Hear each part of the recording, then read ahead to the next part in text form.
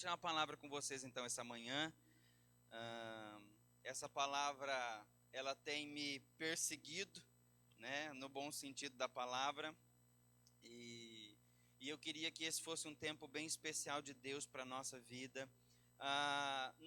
Todos nós nos precisamos nos assemelhar a alguém, né? A gente precisa ser parecido com alguém, né? E todo mundo, você é casado com uma pessoa que tem inúmeras qualidades, não é? Quem aqui é casado? Dá um sinal com a mão para eu ver. Você é casado com alguém que tem bastante qualidade, mas tem defeito também? Mas tem mais qualidade, não é?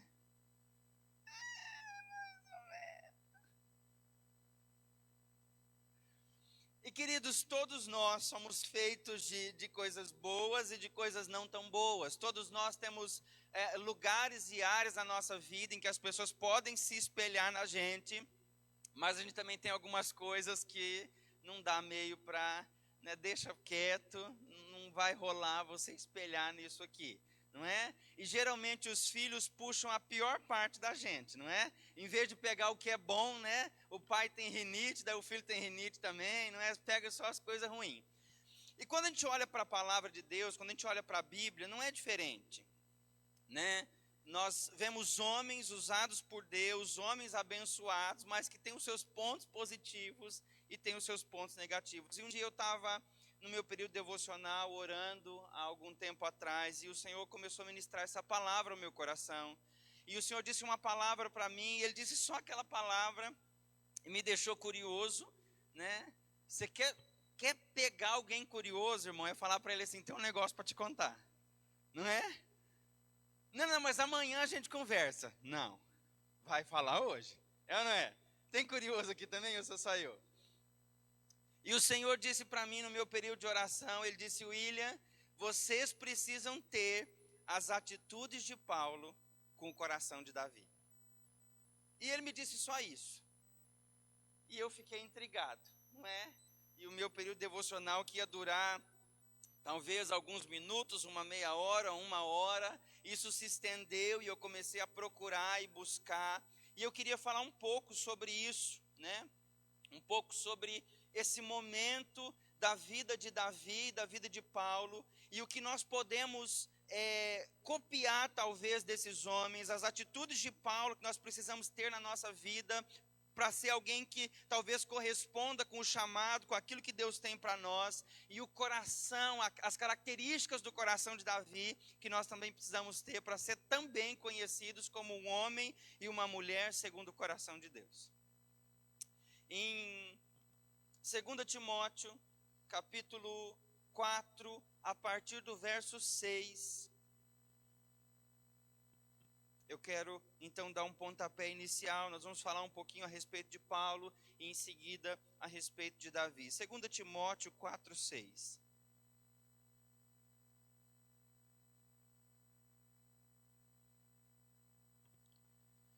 Diz assim, tem alguém mexendo a Bíblia ainda? Eu vou esperar mais um pouquinho.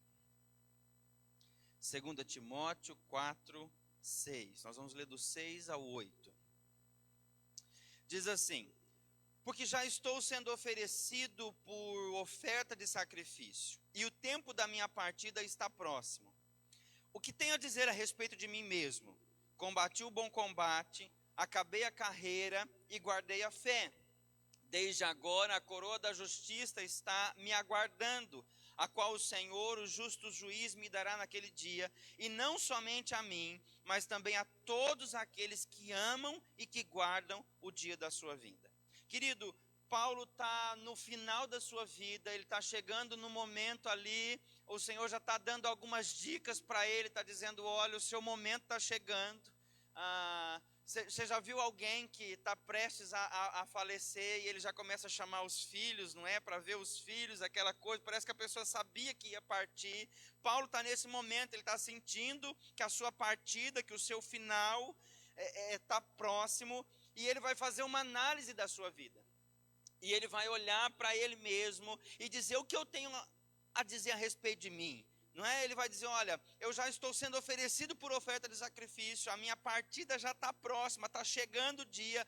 o que tenho a dizer ao meu respeito? E ele vai dizer, olha, ao meu respeito eu tenho que dizer, eu combati o bom combate. Queridos, quantas vezes, né, nós somos pessoas que gostam de fugir dos combates da vida, não é? Marido geralmente é assim, né? Tá pegando fogo, o marido tá falando, calma, querida, não é? Você tem algum marido sossegado aqui também? Geralmente, homem geralmente é assim, né? A esposa tá, meu Deus, como é que vai pagar aquela conta? O marido tá, calma, calma. Por dentro ele pode estar morrendo, mas por fora tá, calma, não é? Todo marido tem aquele armário, aquela porta do armário que estragou, e a esposa está falando, vai lá, conserta, ó, de novo. Daí toda vez que ela vai abrir aquela abençoada daquela porta, já aconteceu com você lá, toda vez que ela vai, ela tem uma vontade de desganar quando ela vai abrir aquela porta. Não, eu já vou arrumar, né? Tem uma citação que diz que quando o marido diz que ele vai fazer alguma coisa, ele vai fazer. Não precisa de 6 em 6 meses ficar lembrando. Ele vai fazer, né? Eu gosto que as mulheres elas já começam a entregar. Eu já tô vendo os maridos devagar aqui, ó. Ele está dizendo não. O que eu tenho a dizer a respeito de mim? Eu fui alguém que combateu o bom combate. Eu fui alguém que não fugiu. Eu fui alguém que não deixou para amanhã. Eu fui alguém que nada que veio à minha mão para fazer eu deixei para os outros. Ou eu falei amanhã eu faço, eu combati. Eu fui, eu fiz. Ele vai dizer, além disso, eu combati o bom combate, eu completei a carreira, não é? Gente que começa e termina, ele está dizendo, olha, eu não deixei nada para trás, não é? Eu sempre gosto de fazer uma analogia, quando a gente está fazendo algum momento ali fúnebre, nunca está num caixão ali, querido, é só uma pessoa. Está ali projetos que talvez não vão ser mais realizados, palavras que nunca mais vão ser ditas, é ou não é? Sonhos que nunca mais vão se concretizar, mas Paulo está no final da sua vida e a análise que ele vai fazer de si mesmo é, eu acabei, eu completei, eu fui até o final. Sabe, isso fala de resistência, isso fala de resiliência, né? Resiliente é aquele que sempre volta ao seu estado natural, não importa a luta, não importa o problema. Gente que não desiste, gente que vai até o final, gente que não para no meio da caminhada, gente que não desiste quando alguém fala alguma coisa contrária, não é? Tem gente que a pessoa chega perto dele e já fala assim, acho que não vai dar certo não, daí a pessoa já fala assim, nossa, é mesmo, acho que não vai dar não. Resiliente, gente que aguenta as pancadas da vida, né? Quando a gente fala de resiliência, eu tenho sempre na minha mente uma figura. Você já viu aquelas bolinhas que geralmente usa para fazer exercício? Aquelas bolinhas de borracha, você fica apertando elas, você fica ali, e você pode ficar meia hora fazendo exercício com aquela bolinha, não é? A hora que você terminar o exercício, ela vai voltar para o seu estado natural. Já viu aquelas bolas grandes de pilates que o pessoal usa, não é? Às vezes tem uma pessoa ali que é uma peninha, né? Tá ali na bola, né? Mas às vezes chega alguém mais robusto, mais forte, não é? E fica ali, e rola naquela bola, e faz exercício. E a hora que a pessoa sai de cima daquela bola, ela volta ao seu estado. Ela achata, ela comprime, ela parece que vai explodir, mas quando termina a sessão de fisioterapia, ela está do mesmo jeito. Paulo está dizendo, eu sou alguém assim, eu sou alguém que apanhei na vida, eu sou alguém que foi preso, alguém que foi caluniado, alguém que foi talvez injustiçado, alguém que ouviu coisas que não deveria, mas no final de cada prova da minha vida, eu não deixava com que aquilo moldasse quem eu era, eu voltava ao meu estado original. Quem é você hoje? Será que você é alguém que se deixou moldar pelo tempo, pelas experiências? Gente que é fechada, gente que é carrancuda, gente que não ama, gente que não expressa amor, gente que é desconfiado de todo mundo. Por quê? Porque ele foi moldado pelas experiências da sua vida. Paulo está dizendo, não fui moldado. Eu apanhei, eu sofri, não é? A vida nem sempre vai ser fácil com a gente. Talvez se você fosse ouvir a história de algumas pessoas que estão sentadas aqui hoje, não é só flores no meio da caminhada, mas quando nós olhamos para a vida de Paulo e quando a gente olha para a vida de talvez algumas outras pessoas, a gente vê que existem pessoas que vão sendo moldadas conforme as situações que acontecem na sua vida, e existem pessoas que não se deixam abater, não se deixam levar. Então não é porque eu fui injustiçado por alguém que agora eu vou desconfiar de todo mundo. Não é porque eu fui traído por alguém que agora nenhum homem presta. Não é porque alguém me fez mal que todo mundo vai me fazer mal. Paulo está dizendo, eu fui até o final porque eu tive resiliência, porque eu fui alguém que não me deixei abater pelas lutas e pelas dificuldades da vida. Como você tem se comportado diante das dificuldades que a vida está oferecendo a você? Será que você é alguém moldado por dificuldades? Será que você é alguém que talvez hoje está amassado, ferido, rasgado? Ou você é como, né, a ilustração daquela bolinha ali de fisioterapia? No final de cada prova, está você de novo. Acharam que dessa vez iam te destruir, mas está você de pé. Acharam que no final da luta que você está passando não ia sobrar nada, mas você está ali de novo. Paulo está dizendo, mais do que isso, eu combati o combate, eu acabei a carreira, e ele vai dizer por último, eu guardei a fé. Gente que não duvida no meio das intempéries da vida. Gente que não duvida quando tudo está mal. Gente que não duvida quando Deus não faz do jeito que Ele quer. Deixa eu explicar uma coisa para você, nem sempre Deus vai fazer do jeito que você quer, nem sempre Deus vai fazer na hora que você quer, nem sempre Deus vai fazer aquilo que você quer, mas a palavra diz que a vontade dEle para a nossa vida é boa, perfeita e agradável. Então deixa eu dizer uma coisa para você, Ele sempre vai fazer a mais do que você quer, Ele sempre vai fazer a mais do que você precisa, Ele sempre vai fazer além daquilo que você está pedindo. A palavra vai nos dizer em Efésios, Deus é poderoso para fazer infinitamente mais aquilo que nós pedimos, pensamos ou imaginamos segundo o seu poder que opera na nossa vida. Essa é a análise, esse é o que Paulo está dizendo a respeito dele mesmo. Se talvez hoje fosse o seu último dia de vida, né? Pode falar, está repreendido. Mas se talvez hoje fosse o seu último dia de vida e você precisasse fazer uma análise de si mesmo, será que a sua análise seria igual à análise de Paulo? Eu combati, eu acabei e eu guardei. Então eu queria falar com você, nesse prisma de quem foi Paulo, 3 atitudes que Paulo teve e eu e você precisamos ter também. Que hora que vocês terminam? Para eu me programar aqui? Porque se deixar, irmão, eu vou. Né? Tá ali a minha esposa que é testemunha, não é? Ela é que fica lá para mim, em Cambé, quando eu estou indo demais, ela fica lá, daí ela vai lá no fundo disfarçadamente e faz assim. Santas mulheres, né? Vocês são maravilhosas. A primeira atitude que eu quero falar sobre Paulo, se você está anotando, pode anotar aí, está em Atos capítulo 16, a partir do verso 16. Você conhece esse texto? Paulo e Silas, eles estão na prisão. O contexto do que está acontecendo aqui é que Paulo e Silas pregando na cidade, vinha atrás deles uma moça, né, com espírito de adivinhação, e ela vinha falando, olha, esses são os homens de Deus, né? E ela não estava falando nada de tão ruim assim, mas Paulo sente no seu espírito que aquilo não provinha de Deus, e dado um certo momento, a palavra diz que Paulo se vira e repreende aquele espírito, e aquela moça fica liberta, mas tinha algumas pessoas que ganhavam dinheiro com as adivinhações daquela mulher, eles ficam meio bravos, e eles tinham um pouco de influência, e então Paulo e Silas, eles são açoitados, e depois são presos.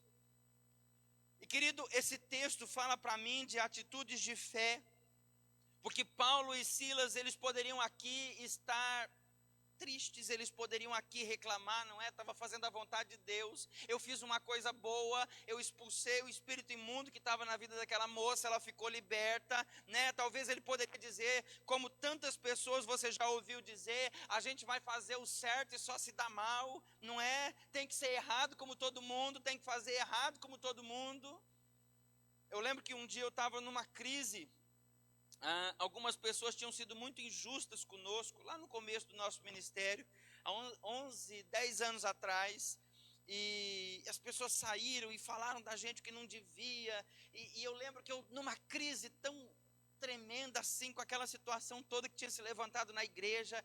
E eu falei com algumas pessoas conversando da nossa liderança, do presbitério, e eu disse assim: tá vendo? É isso que dá a gente ser um pastor certo. Se fosse esses pastor pilantra por aí, estava lá junto, não falaria. Na hora que eu disse isso, querido, o Espírito Santo bateu no meu coração e disse: mas você conhece o fim daqueles. Eu já engoli no meio da reunião do presbitério e já falei: gente, me perdoa, eu estou errado. Mas Paulo poderia estar nesse momento, ele poderia estar questionando, ele fez o certo, ele estava fazendo aquilo que o Senhor pediu para ele fazer. Deixa eu te dizer uma coisa: nem sempre, por estar fazendo o certo, você vai ser privado de dificuldades. Nem sempre, por estar na direção certa, o Senhor vai impedir que você passe por momentos difíceis, porque as lutas, na verdade, as provas da nossa vida, na verdade, elas forjam o nosso caráter. Elas nos levam para mais perto de Cristo. Então Paulo e Silas poderiam estar em qualquer outro momento aqui, mas a palavra diz que por volta da meia-noite, verso 18, um olha para o outro e diz: vamos cantar. Irmão, eles presos, açoitados, as costas estão dilaceradas, não tem ninguém fazendo uma salmoura ali para aliviar a dor, está doendo, está sofrendo, está chorando, né? Talvez a dor é insuportável, mas no meio da dor eles não reclamam, no meio da dor eles não questionam Deus, no meio da dor eles não duvidam do chamado de Deus para a sua vida, no meio da dor eles não falam: vou parar de ir para a igreja. Aqui em Maringá não tem assim, né? Mas tem gente que, com a dor chega, a pessoa já fala: não vou mais na igreja. Não, no meio da dor, eles escolhem cantar. E a palavra diz que enquanto eles cantavam, deixa eu dizer uma coisa para você. Se você escolhe, no meio das crises da vida, ter atitudes de fé, alguma coisa vai acontecer. Você pode crer nisso comigo? Querido, nada aconteceria se eles estivessem questionando, nada aconteceria se eles estivessem reclamando, se eles estivessem murmurando, se eles estivessem falando: Deus não me ama. Mas eles escolhem cantar. Querido, escolha no meio das dores da sua vida cantar louvores ao Senhor. Escolha no meio de momentos difíceis da sua vida render graças ao Senhor. E o Senhor vem ao seu encontro. O texto diz que enquanto eles cantavam, um terremoto acontece. E tem outra parte poderosa nesse texto. A palavra diz que o terremoto vem, e ele não vem concentrado só na cela de Paulo e Silas, é só a porta de Paulo e Silas que foi aberta, é só as algemas, as correntes de Paulo e Silas que caíram. Não, a palavra fala que a porta de todos foram abertas e as correntes de todo mundo caiu. Deixa eu dizer uma coisa para você: você acha que todo mundo que estava ali merecia ser livre? Hã? Não. Eu brinco que há 12, 13 anos atrás, quando eu fiz o meu primeiro seminário, eu fui fazer um estágio, fui mandado para uma cidade chamada Congonhas, aqui no Paraná, e lá a gente desenvolveu um trabalho com os presos. Então eu ia fazer uma célula toda semana na cadeia, e a gente fez batismo lá. Foi um tempo assim muito abençoado, mas eu digo que eu nunca conheci gente tão inocente que nem eu conheci naquela cadeia. Todo mundo falava para mim: pastor, eu estou aqui, mas você está aqui por quê? Não, porque aconteceu tal e tal coisa. Mas eu não sou inocente, pastor, eu não fiz. Gente, eu nunca conheci gente tão inocente que nem eu conheci na cadeia naquele tempo ministrando ali. Não é? Todo mundo ali era bonzinho, ninguém fez nada, era tudo gente boa. Mentira, não é?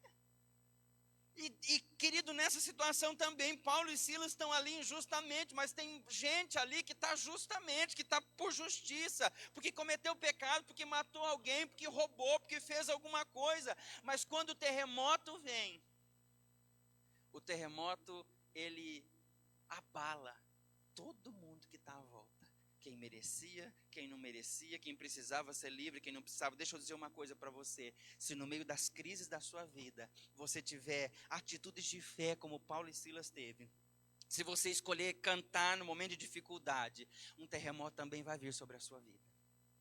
E eu quero dizer para você, não é só você que vai ser beneficiado com isso. Até gente que está à sua volta e não merece, vai receber da graça e do favor de Deus através da sua vida. Segunda história a respeito de Paulo e uma segunda atitude que eu acho que nós devemos ter, né? Nós falamos primeiro sobre atitudes de fé e a segunda são atitudes de obediência. Em Atos capítulo 26, a partir do verso 2, a palavra vai dizer que Paulo está sendo levado para ser julgado e eles iam de navio até Roma. E de repente Paulo recebe uma palavra do Senhor, diz, olha, fala para o capitão do navio que não é para vocês saírem, não é para ir, vai vir uma tempestade. Irmão, eu não culpo o capitão do navio, porque o preso que vai ser julgado, chegou para o capitão e disse assim, olha, Deus falou comigo que não é para a gente ir não. Você ia acreditar nesse preso? Não, ele também não acreditou, você está de migué na minha cabeça, você não quer ser julgado, nós vamos. E de repente a palavra do Senhor cumpre, e no meio ali do mar eles são acometidos por uma tempestade. E eu brinco que nesse momento, Paulo poderia ser possuído por um espírito feminino. E eu vou te explicar. Ele poderia ser possuído por um espírito feminino, chegar até a cabine do comandante, colocar a mãozinha assim na cintura e dizer, eu te avisei. Mas aqui em Maringá esse espírito não reina. Não. Aqui em Maringá as mulheres não fazem essas coisas, né? Ele poderia, não poderia chegar lá e dizer, eu te avisei, vai, tá com medo agora? Não, mas querido, no meio de tudo isso, ele vai orar e falar com o Senhor, e o Senhor libera uma palavra sobre ele. O Senhor diz, olha, por desobediência do comandante, o navio vai se perder, não vai sobrar nada. Mas a vida de ninguém que está com você, por amor a você, eu vou salvar a vida de todos aqueles que estão à sua volta. E querido, acontece do mesmo jeito que o Senhor fala para ele. E em vez dele ir lá e tirar um sarrinho e dizer, meu Deus falou, eu avisei. Porque tem crente assim, não tem? Tem crente que ele está discipulando alguém, ele está cuidando de alguém, e a pessoa vai fazer uma coisa errada, e ele fala, não faço, vai dar errado. A hora que a pessoa vai lá e se dá mal, ele tem o prazer de chegar assim perto do discípulo ali, daquela pessoa da célula, e dizer assim, quebrou a cara? Deu errado? Aqui não tem líder que faz isso. Fala amém comigo, os pastores da casa, fala amém, aqui não tem líder assim. Tem gente que tem prazer de ver os outros dando mal, não é? Tem gente que tem prazer de ver quebrou a cara, eu sabia que ia quebrar a cara, eu sabia. Não.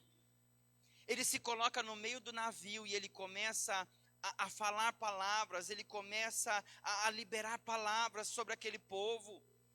Ele começa a disseminar esperança no coração daquelas pessoas. Ele começa a dizer para aquele povo, olha, o Senhor, o meu Deus falou comigo, e o navio ele não vai salvar, mas vocês vão ficar vivos, o meu Deus falou isso comigo. Ele começa a liberar esperança no meio, ele está na crise junto com todo mundo. Ele está no meio do barco junto com todo mundo. Ele poderia estar desesperado como todo mundo, mas ele está obedecendo a palavra de Deus, ele está obedecendo a voz do Senhor. E quando eu estou em obediência, quando eu estou no centro da vontade de Deus, mesmo no meio das maiores dificuldades da minha vida, eu posso ser um porto de esperança para quem está à minha volta. Mesmo no meio de adversidades, eu posso liberar esperança e palavra de fé ao coração das pessoas, porque eu sei em quem eu tenho crido. É isso que o apóstolo Paulo vai dizer lá na frente, eu sei em quem eu tenho crido, e eu sei que ele é poderoso para fazer mais.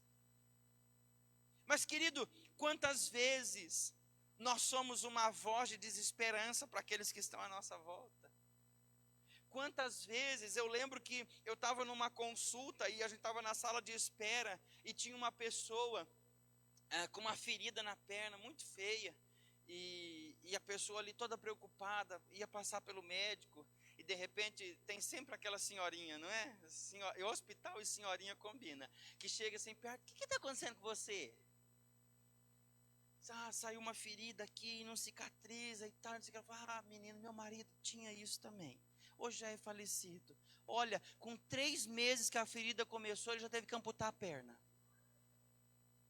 Irmão, o camarada que já estava sem esperança nenhuma, você via na cara dele que ele já estava assim, ele chegou andando normal. A hora que o médico chamou ele já foi até meio assim. A dor intensificou, porque tem gente que não sabe ser um porto de esperança, tem gente que não sabe viver aquilo que Deus tem para ele, e ele também não deixa os outros viver. Paulo obedece os comandos do Senhor, e mesmo diante de uma notícia triste para o capitão, que era, o navio vai ser destruído, o Senhor fala para ele, eu vou destruir o navio por desobediência do capitão. Em momento algum ele chega no capitão e diz para o capitão, olha, porque você desobedeceu, seu infeliz, Deus vai te destruir, não é? Porque tem gente que serve um Deus esquisito, não é? Isso aí... está passando isso aí, Deus está castigando, saiu da igreja. Não veio no culto domingo passado, bateu o carro. Tá vendo? Paulo recebe uma mensagem de Deus, mas a hora que ele vai transmitir a mensagem, ele transmite a mensagem com esperança. Ele diz, olha capitão, o Senhor falou para mim que a sua vida vai se salvar. Deixa eu dizer uma coisa para você. Se você anda em atitudes de fé e obediência, quem está no navio com você vai ser salvo. Se você anda em atitudes de fé e esperança, aquelas pessoas da sua família que ainda não têm Jesus vão ser salvos. Se você tem atitude de fé e esperança, aquelas pessoas pelas quais você ora e chora, pessoas que hoje talvez são fruto de desgosto para você e para a sua família, mas se você anda com Deus em atitude de fé e esperança, o Senhor também está dizendo para você hoje, como diz para Paulo, por causa de você, eu vou salvar todo mundo que está no barco da sua vida. Por causa de você eu vou salvar o seu pai, eu vou salvar a sua mãe. Por causa de você eu vou salvar o seu filho. Por causa da sua atitude de obediência, eu vou salvar aqueles seus parentes, aquela pessoa da empresa que talvez te persegue. Porque tem gente que já faz umas orações drásticas, né? Tem alguém na empresa perseguindo, e em vez de orar e dizer Deus salva, que Ele te conheça, que Ele tenha um encontro com o Senhor, não é? Eu lembro que nós estávamos uma vez, a gente faz devocionais, toda segunda-feira a gente lança um devocional no canal da igreja, e a gente estava gravando o devocional, e naquele dia, irmão, eu acho que o inimigo mandou todo mundo que tinha moto em Cambé ficar passando na rua lá, sabe aquelas motos barulhentonas? A gente começava a gravar, passava um abençoado de uma moto, começa de novo, e a gente gravando ali, tinha algumas pessoas com a gente. Eu lembro que uma pessoa que estava com a gente ali na equipe foi ficando nervosa. E eu lembro que dado um momento a pessoa falou assim, Senhor, coloca um anjo lá naquela esquina, e outro anjo lá naquela esquina, e o próximo de moto que passar, derruba da moto. Senhor Jesus, não vou fazer nada de ruim para essa pessoa não, viu? Porque ele nem conhece, está mandando derrubar da moto, se eu fazer alguma coisa errada para ele, vai falar assim, mata ele. Deixa eu dizer uma coisa para você. Seja um disseminador de esperança. Na mesma velocidade que as pessoas gostam de compartilhar fake news no WhatsApp, seja você na mesma velocidade, alguém que compartilha a esperança. Alguém que sempre tem uma palavra de Deus para dizer para o povo. Alguém que sempre tem uma palavra de esperança para quem está à sua volta.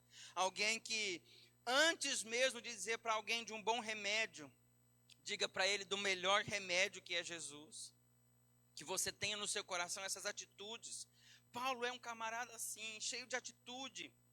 Um camarada para frente, alguém que não perde as oportunidades da vida, alguém que libera esperança por onde passa. Mas se você for olhar para a história e para a vida de Paulo, você vai ver que além de excelentes atitudes, Paulo tem um coração um pouquinho ruinzinho. E ao longo da sua vida ele teve que ser muito trabalhado por Deus, não é? Aqui diga-se João Marcos, não é? João Marcos dá uma errada com ele, não vai com ele até o final da viagem, ele já fala, tira esse menino da minha frente, não é? E lá no final da vida você vai dizer, ele fala, olha, chama João Marcos de novo aqui, ele é precioso, né? Ele teve que ter o seu coração um pouco trabalhado. Então eu quero que você olhe para alguém que está do seu lado aí e diga para ela assim, você precisa ter as mesmas atitudes de Paulo. Diga para alguém aí. Diga, tem atitude de fé. Tem atitude de obediência. Diga para alguém que está do seu lado assim, você não é o profeta da desgraça. Fala para ele. Você é o profeta da esperança.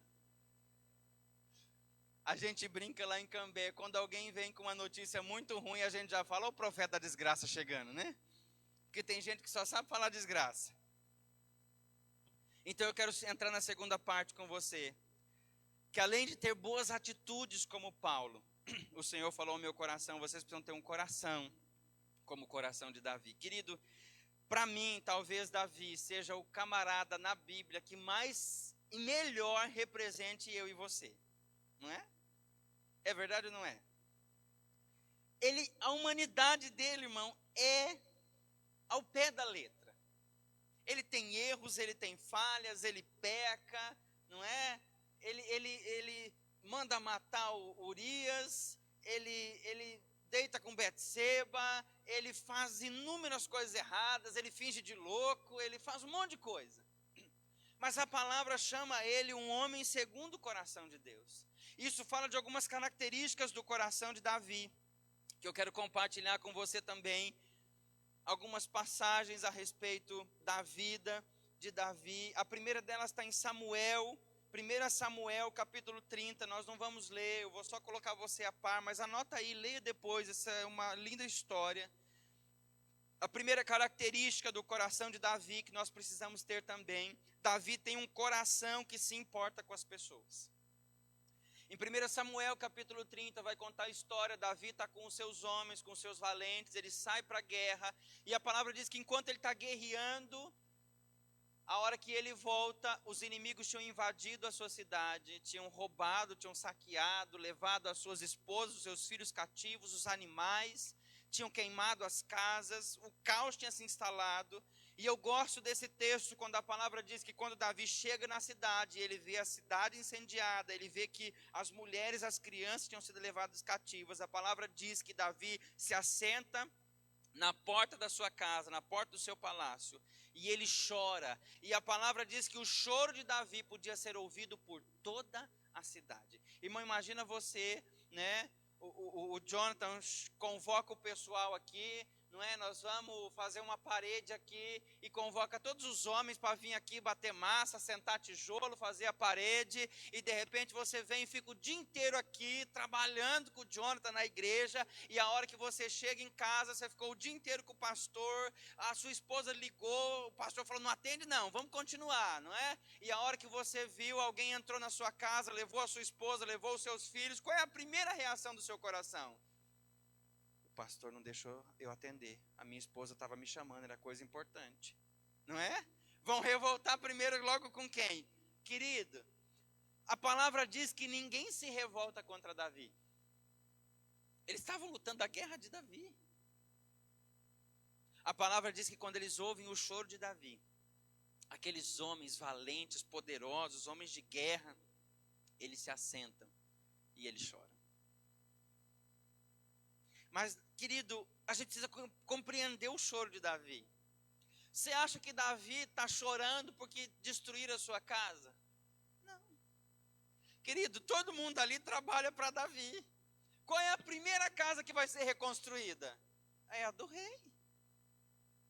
Davi não está chorando pela casa. Davi não está chorando pelo palácio. Davi está chorando pelas pessoas. Querido, ao longo da vida, nós vamos sendo tão moldados pelas situações, que se a gente não tomar cuidado, vai chegar um momento da nossa vida, que se a gente tiver numa história, num momento como o de Davi, a gente choraria pela casa. A gente choraria pelo carro.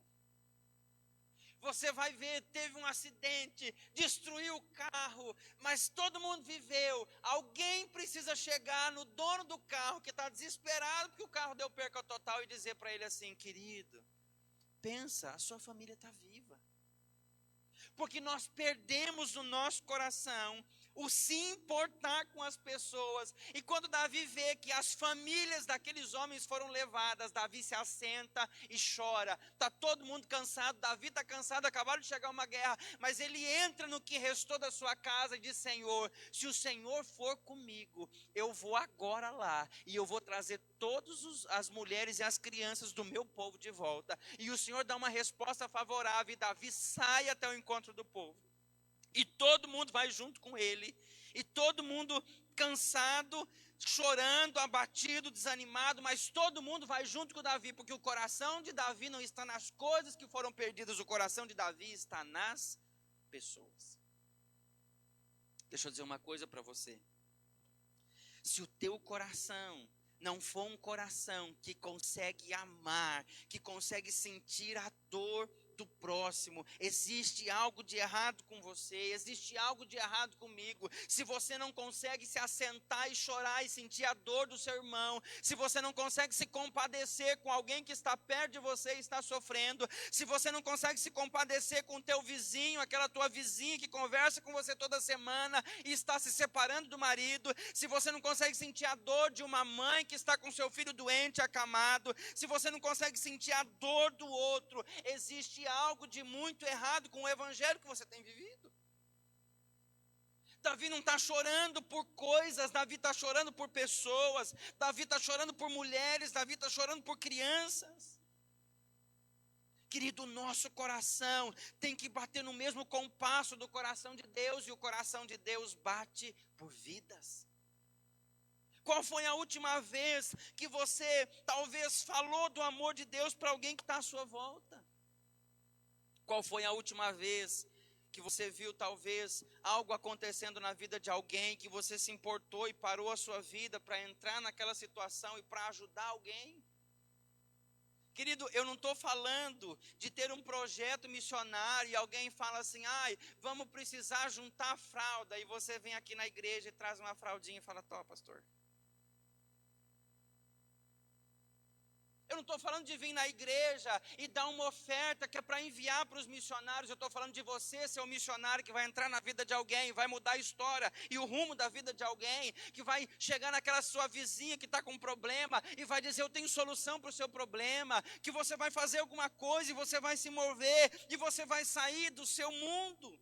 Querido, eu sempre digo algo, todas as vezes que eu saio de um culto, e esse culto foi muito abençoado lá em Cambé, e o poder de Deus veio sobre nós, e gente foi curada, e tanta coisa tem acontecido lá em Cambé, e toda vez que o culto acaba, eu fico pensando: tem tanta gente que podia estar aqui.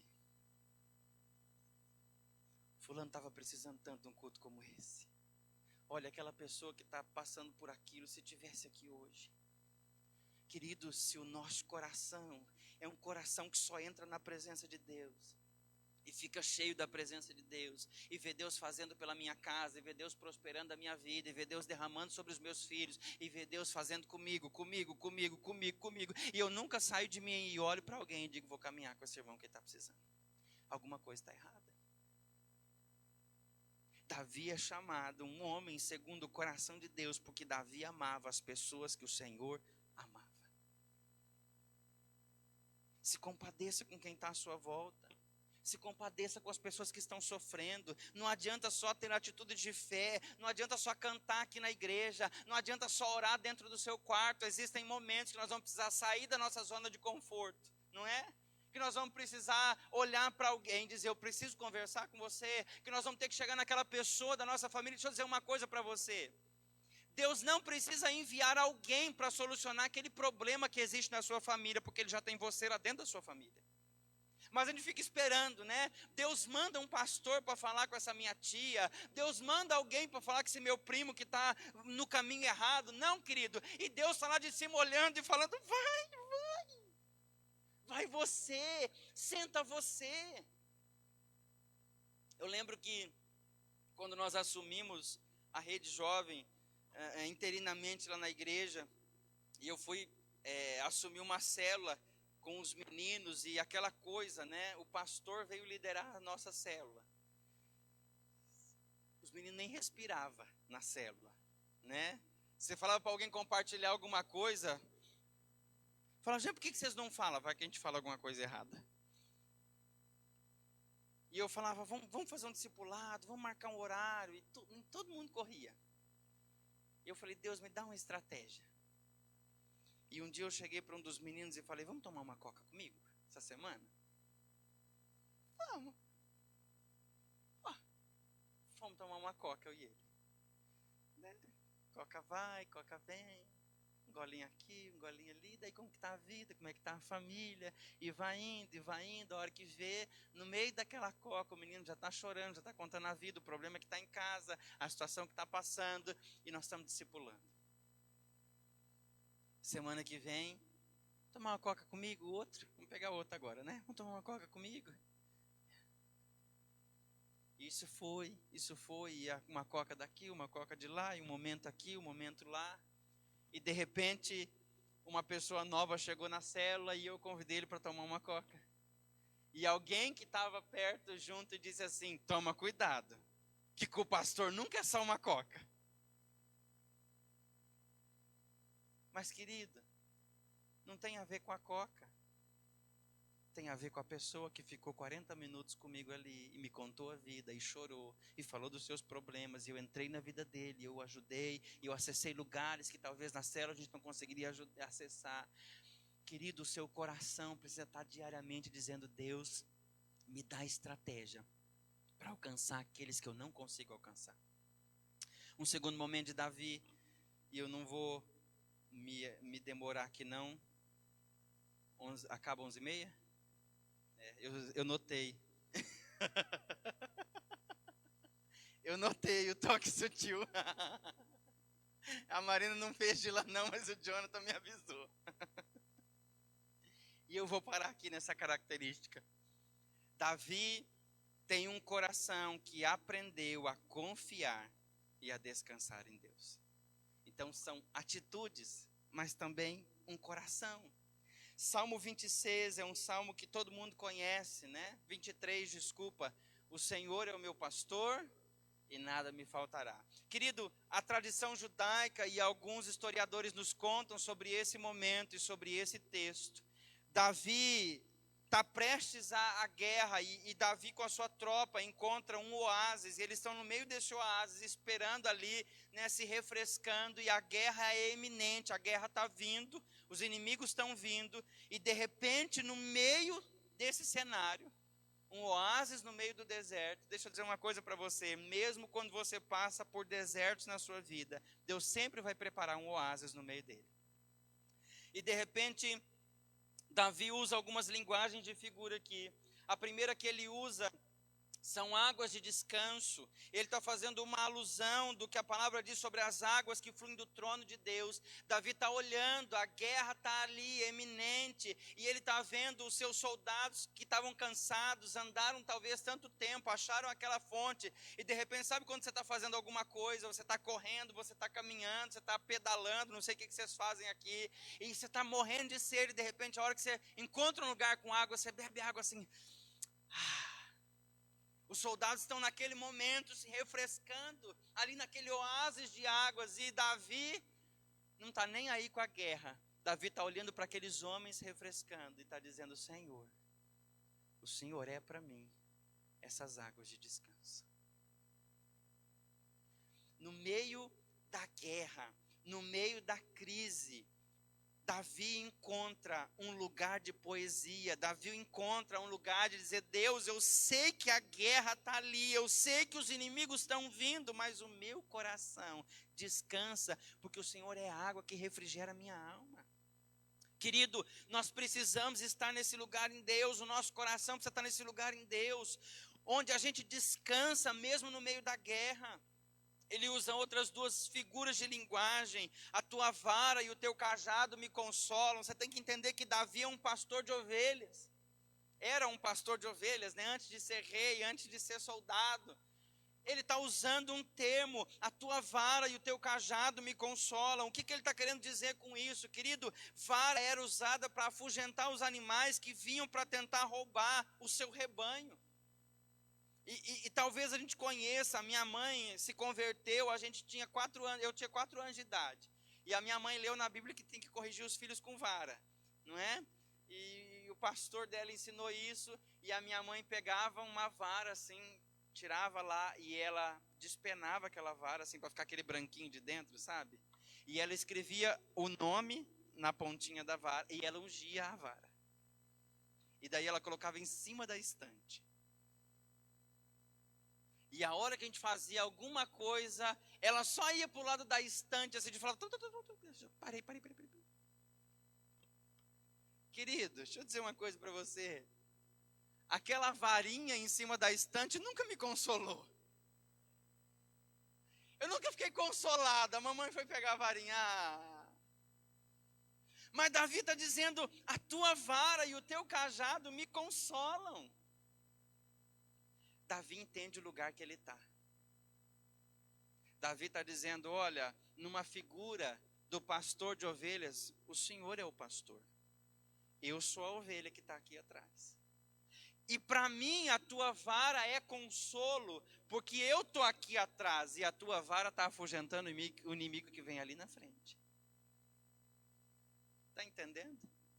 O coração de Davi confia em Deus, o coração de Davi descansa no Senhor, o coração de Davi sabe, se os inimigos vierem contra mim, a tua vara vai sobre eles. Quando o urso, o leão vem, é a vara que Davi usa para derrubar eles, para matar eles. Mais do que isso, o cajado era usado para içar o animal quando ele caía em algum buraco, quando ele estava preso. Então Davi está dizendo, olha, se o inimigo vem eu posso descansar, porque a tua vara cuida dele. E se eu caio, se eu me perco nos meus pensamentos, no meu achismo, se eu me perco em tantos lugares da minha vida, a tua vara me traz de volta, o teu cajado me traz de volta. Ele está olhando para o Senhor e está dizendo, o Senhor não é mau, o Senhor não é um pai mau, o Senhor não é alguém que quer o meu mal. Então para mim a tua vara e o teu cajado são consolo. Para alguém a tua vara não é bom, para aqueles que estão lá fora a tua vara não é algo bom, mas para mim é consolo, porque o Senhor está cuidando de mim. E ele termina dizendo, prepara uma mesa perante mim na presença dos meus inimigos, unge a minha cabeça com azeite ou com óleo, e o meu cálice transborda. Davi usava o azeite para fazer um unguento nas feridas das ovelhas que se perdiam. E elas se machucavam, e o azeite era usado para fazer um unguento ali, para curar as ovelhas que se machucavam. Davi está dizendo, eu posso hoje sentar numa mesa com todo mundo que me fez mal. Sabe aquelas pessoas que passaram pela sua vida e deixaram cicatrizes? Davi está dizendo, pode pôr os meus inimigos aqui numa mesa junto comigo, porque eu sei que o teu azeite vai ser derramado sobre a minha vida. E eu vou poder ter alegria, mesmo diante de pessoas que me fizeram mal. Davi está dizendo, eu confio tanto no Senhor. Eu confio tanto no teu amor, no teu carinho, no teu cuidado pela minha vida, que mesmo diante de pessoas que fizeram extremamente mal, eu posso sentar na mesa com eles. O teu óleo vai vir sobre mim, cura do Senhor vai vir sobre mim, e eu vou ser feliz, independente do lugar. O que Davi está dizendo é que não importa o lugar, não importa o momento que você está vivendo, Deus sempre vai ter água, vara, cajado e óleo para a tua vida. Deus sempre vai ter refrigério, Deus sempre vai ter proteção, e Deus sempre vai ter cura para derramar sobre você. Nós precisamos de atitudes como a de Paulo, que vai, que faz, mas nós também precisamos ter um coração como Davi, que sabe descansar, que sabe dizer, o Deus está cuidando de mim. Vamos se colocar de pé.